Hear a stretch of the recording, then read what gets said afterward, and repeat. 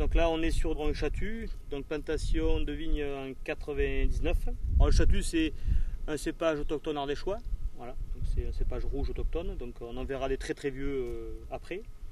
Donc Cordon Roya c'est une taille, taille courte, on fait des petits coursons, donc à 2 yeux. Donc la vigne a été bien épamprée au mois de mai, c'est-à-dire qu'on a supprimé toutes les pousses qui étaient en trop, donc ce qui permet après pour la taille d'aller beaucoup plus vite. Donc avant on a passé une machine qui s'appelle la prétailleuse qui nous a coupé les sarments en hauteur de 30 cm au-dessus du courson, qui nous permet de gagner pas mal de temps pour tailler. Voilà.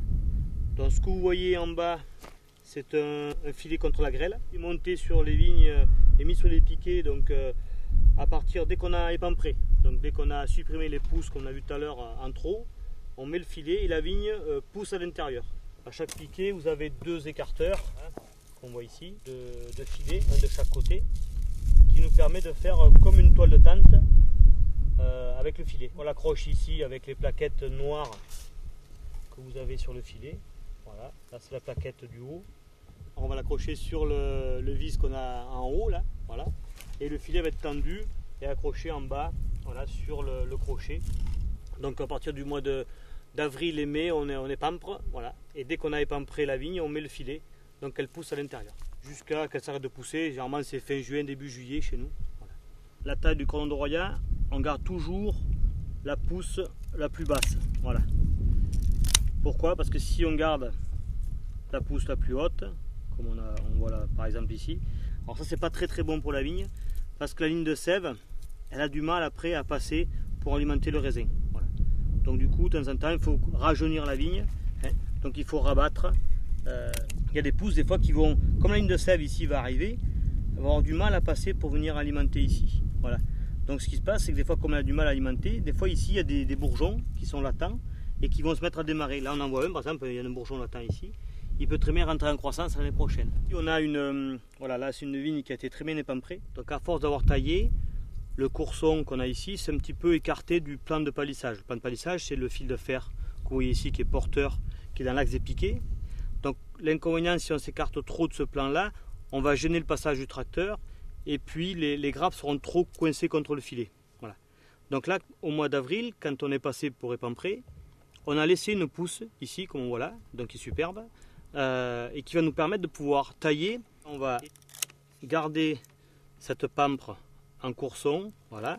Et là par contre, on va supprimer cette grosse pousse, voilà, ce gros bois. Donc là en taillant, vous allez voir un petit peu ce qu'on parle de ligne de sève. La sève elle passe ici, sur le bord. Là ce bord noir elle passe pas là non plus. Là c'est limite, donc elle passe là et là. Donc là on voit la difficulté de la sève à pouvoir passer pour alimenter le courson. Voilà. Donc le fait de couper et de rapprocher le courson de la racine, entre guillemets, la ligne de sève sera plus facile et plus efficace.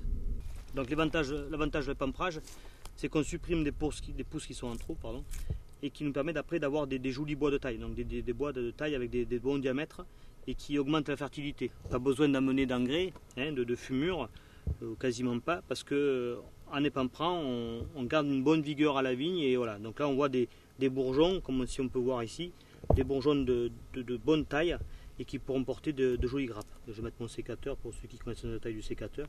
Donc là on a une pousse d'un diamètre plus faible et là on voit le bourgeon qui est beaucoup plus petit en diamètre et qui aura moins de fertilité. La taille des grappes dépend principalement du diamètre du bois. Plus le diamètre est gros, plus la taille de la grappe sera importante. Donc là on est sur une vieille vigne de châtu, donc qui a plus de 120 ans.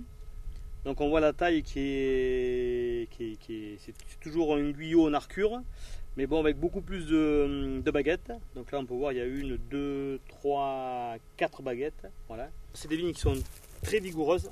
Donc on peut voir le diamètre du pied en bas. Voilà, vous voyez la taille de mon sécateur.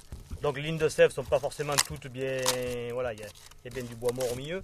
Mais bon, il y a une grosse vigueur parce qu'on a un enracinement très profond. Donc là, comme on a beaucoup plus de racines sur cette vigne, on est obligé de laisser beaucoup plus de bois fructifère, sinon on a des problèmes à la floraison. Donc là on taille les vieux châtus comme les vionniers qu'on a taillés précédemment, donc c'est-à-dire un courson de rappel, voilà, 2 yeux, une baguette, on supprime la vieille baguette, voilà. À partir du 10 juin jusqu'au 14 juillet, on passe dans les vignes, pour effeuiller et tomber des grappes. On tombe en moyenne de 30 à 40% des grappes sur ces vieilles vignes.